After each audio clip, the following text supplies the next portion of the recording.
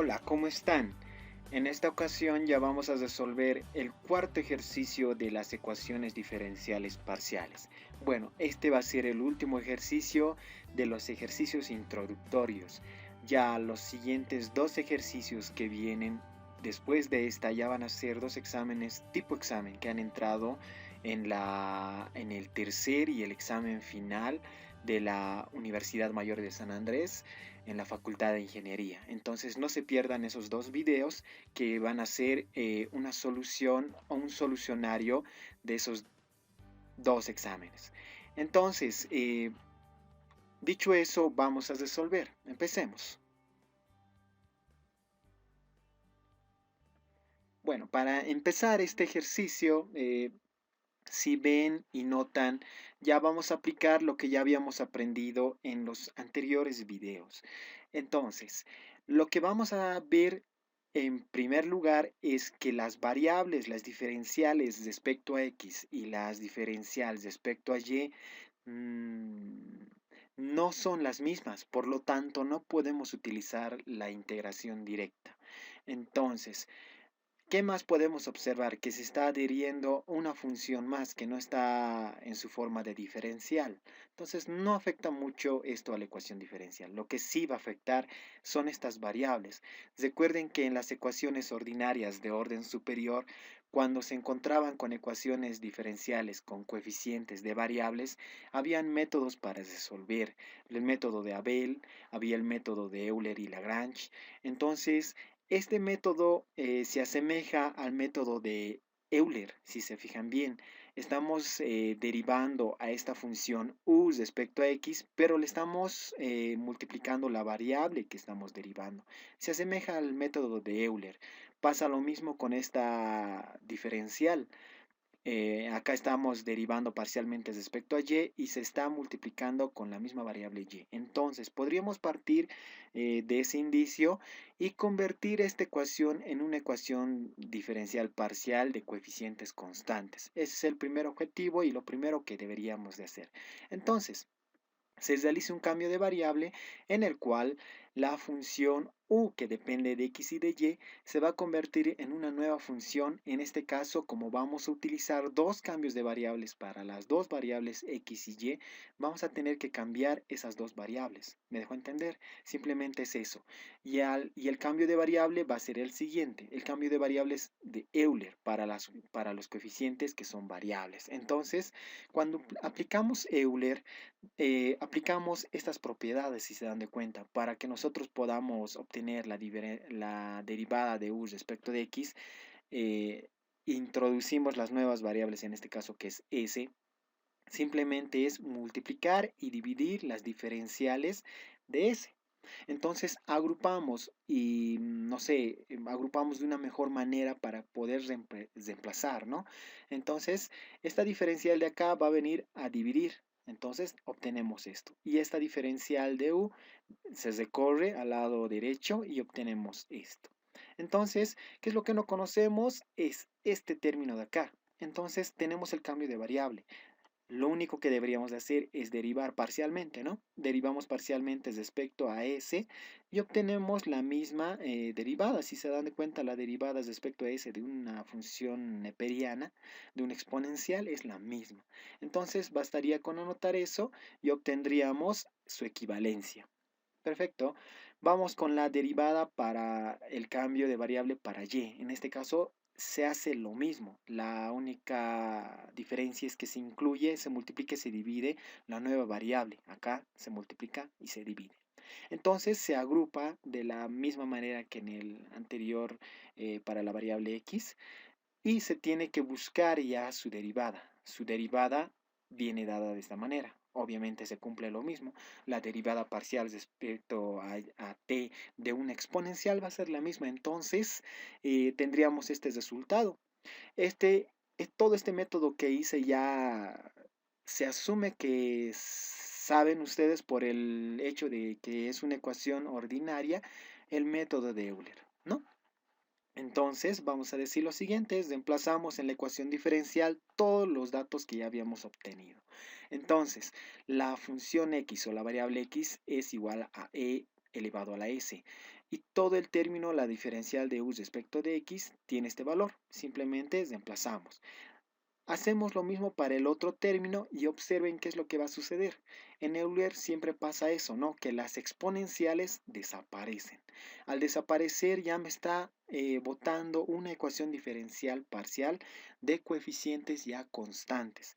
Y para esto ya podemos utilizar no el método de integración.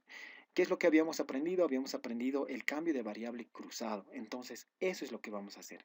Pero antes de hacer eso, vamos a generalizar. ¿Qué tal si nos dan ejercicios de este tipo? Que hay una variedad de ejercicios que tienen esta misma forma. Entonces vamos a asumir para un caso general. Para un caso general vamos a asumir que esta va a ser mi notación de una ecuación diferencial parcial y las resolvemos. ¿Ya? Es como resolver dos ejercicios en uno, ¿no? Entonces resolvemos de esta manera. ¿Qué es lo que va a pasar cuando tengamos un caso general que es de esta manera? Aplicamos el cambio de variable que ya habíamos visto en los anteriores videos. A la variable t no se le modifica, a la variable s sí se le modifica, pero el cambio de variable va a ser lambda. En este caso, lambda va a tener que depender de las otras variables. Entonces va a depender de t y de s. Esto, ¿cómo sacamos? Ya les había explicado en el anterior video que es una derivada cruzada. Entonces, para el valor de 1, si se fijan bien, el valor de 1 va a estar acá, su constante. 1, su derivada cruzada va a ser t, ¿verdad? Menos la constante c por su cruzado s. Y tenemos que escoger esto, ¿no? Lo que les había mencionado es que deberíamos de hacer desaparecer este término para aplicar esto, ¿no? Para que sea negativo. Entonces, simplemente es aplicar lo que ya habíamos aprendido, siempre y cuando tengamos en cuenta de que A y C sean distintos de cero. Si son distintos de cero o si son iguales a cero, la ecuación ya es obviamente más sencilla de resolver, pero en este caso tienen que ser distintas y tienen que ser unas constantes numéricas, ¿no? Entonces, con ese dicho, ¿qué es lo que vamos a hacer? Tenemos los cambios que ya habíamos hecho y dibujamos otra vez el grafiquito de la regla de la cadena en derivadas parciales. Entonces, tenemos que seguir los caminos, es lo que habíamos dicho, ¿no? Tenemos que hallar en primera instancia la solución para esta ecuación diferencial. ¿Qué es lo que yo quiero? Es la derivada de u respecto de s. Entonces, seguimos el camino. La derivada de u va a ser anotada de esta manera. La diferencial de z respecto de la diferencial de y, que depende a la vez la diferencial del lambda respecto de s. Entonces obtenemos esa equivalencia. Para la equivalencia de la derivada de u respecto de t, vamos a obtener lo siguiente. Seguimos el camino, diferencial de u respecto de t. Esta viene en dependencia de la diferencial de z respecto de lambda. Como queremos z, viene por abajo. Perdón, como queremos t, vamos por abajo y la derivamos respecto a t. Se multiplica, ¿no? Por regla de la cadena. Y se le suma el otro camino, el camino más corto, que sería la diferencial de z respecto de t. Una vez que ya tenemos eso, lo que queremos nuevamente es que toda la función que estamos haciendo, el cambio, tiene que estar en función de lambda y t. Lo que yo quiero en este caso es hacer desaparecer esta diferencial, ¿no? Entonces para eso recurrimos al cambio de variable y el cambio de variable es esta y tenemos que derivar parcialmente respecto a las variables que tenemos. En este caso, si derivamos parcialmente respecto a s, obtenemos menos c. Si derivamos parcialmente respecto a t, obtenemos el valor de 1. Reemplazamos estos valores en las ecuaciones diferenciales o en los valores de las diferenciales y obtenemos lo siguiente, ¿no? En vez de lambda respecto a s, obtenemos menos c, y en vez de lambda respecto a t, obtenemos el valor de 1.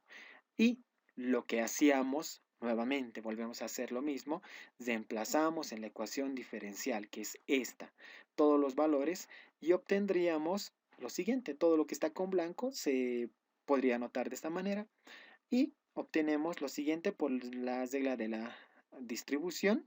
Obtenemos esto y se simplifican estos dos términos. ¿Y qué es lo que habíamos dicho? Simplemente tenemos que obtener uno. De eso tenemos que partir, ¿no? Entonces, esta ecuación ya es una ecuación, si se dan de cuenta, una ecuación lineal. Entonces, el método para resolver simplemente es despejar, ¿no? Despejar la ecuación y obtendríamos esto de acá. la variable z estoy mandando a dividir, ¿ya? De tal manera que yo pueda ah, aplicar las diferenciales en esta ecuación diferencial. Pero para eso yo tengo que tomar en cuenta ciertos criterios. Para que yo pueda hacer eso es que la diferencial parcial se convierta en total siempre y cuando aparezca una constante. En este caso tiene que ser una constante que dependa de la otra variable. Z, observen que Z depende de lambda y t. Cuando yo haga la integración voy a tener que hacer respecto a t. Pero ¿cuál es la otra variable que no estoy utilizando? Va a ser lambda. Por lo tanto, esa constante lambda tiene que aparecer, ¿ya? Entonces, hacemos lo propio y ya directamente las variables, perdón, las diferenciales parciales se convierten en totales e integramos de esa manera. La integración de este término ya va a ser el logaritmo, obviamente. La integración de este término va a ser t. La integración de 0 va a ser una constante. Entonces se podría anotar de esta manera. La integración de todo este término es at simplemente. La integración de todo este término c logaritmo de z. Y la integración del término 0, que sería una constante, simplemente se anota como lambda o h de lambda, ¿no? Entonces despejamos por propiedades de logaritmos a conveniencia. El objetivo es despejar z.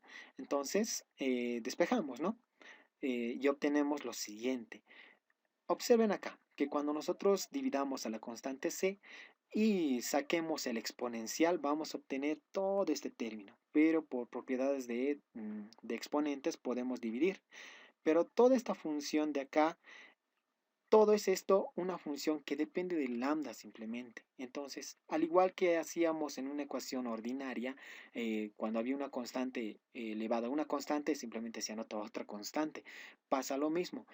Cuando una función está elevada a otra función y depende de una variable, entonces aparece otra nueva función. Y esta sería mi solución para z, ¿no? Entonces diríamos z va a tener valores o dependencia de lambda y t, pero todo esto depende o es igual a u de s de t. Entonces hacemos eso. En todo caso, cuando nosotros tengamos una ecuación diferencial de este tipo, la solución va a ser esta, ¿no? Noten que estoy haciendo este cambio para la variable de z por u de s de t. Y esta sería mi solución, mi caso general. Bueno, dicho eso, y ya que habíamos hallado esta solución, vamos al ejercicio en sí.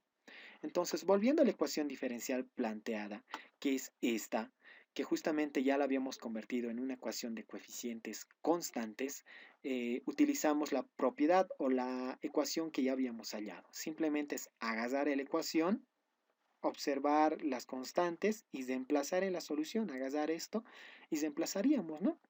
En vez de la solución para nosotros c va a valer para nosotros 7 y el término de a, la constante a, va a valer 3. Entonces agarramos esto y reemplazamos. Va a ser 3 sobre 7 y listo, esa sería la solución. Pero ahí no termina, ¿no? Recuerden que habíamos hecho un cambio de variable de Euler. Entonces, Euler, ¿qué me decía? Que estaba dada de esta manera y nosotros tenemos que despejar a la variable s y a la variable t. Entonces, simplemente es aplicar logaritmos, ¿no? Aplicamos logaritmos y obtenemos esto. Y recordamos, cuando nosotros teníamos esta función, pero esta función era igual a la función x de y, siempre y cuando reemplacemos las variables. Entonces, al hacer eso, obtenemos toda esta función.